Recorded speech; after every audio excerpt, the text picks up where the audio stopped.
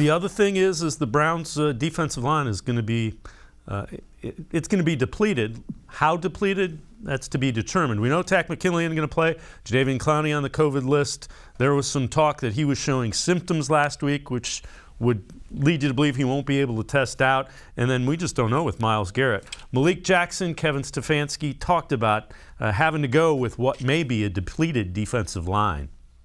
As far as Myles go, this is a next game up mentality. We all play hard. This is a very physical game. It's very demanding, and if guys feel like they can't go, then it's the next guy up. I know Myles is a warrior, and he's going to try his hardest to go and be out there and help us. And so that's what I'm expecting. But if he can't, then that's what it is. And then I expect Weaver or Porter Gustafson or whoever's up, to do their thing. A lot of those guys, Marla, have played for us at moments this season. Think of Porter going back to last year, making some big plays for us. And then go through this season. Afadi's made some plays, and Joe. So they've done a nice job. And if their number's called, they gotta respond. And again, I get the next man up thing, but at some point, the next man is just not quite as good as the man in front of him.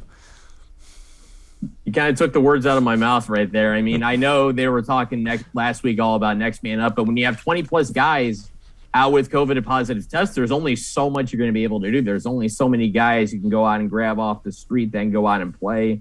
The Browns were fortunate enough to at least have guys that gave them a chance to win the game. Obviously, they didn't get it done. So to get at least a few of those guys back will be huge. And Garrett's the key right now. I mean, again, if Clowney can't go, we know Takk McKinley's not going to be able to go. They need Myles Garrett in some capacity. I feel like I would be personally shocked if he doesn't play in this game. The only reason I wouldn't be shocked is because the last two are going to be way more important than this game.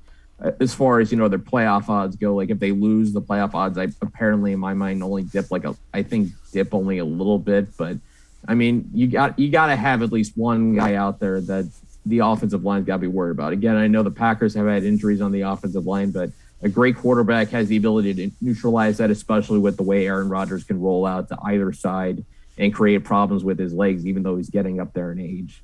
So, I mean, these guys are just going to have to find a way to step up, and Joe Woods is going to have to give him a little help because, I mean, with more or less your linebackers healthy, he might have to use a lot more blitzes, and he might have to be as creative as he can be to throw a bunch of different looks at Aaron Rodgers to try and speed him up, try and get him off platform even just a little bit, because that little bit can certainly help at least just enough, I think.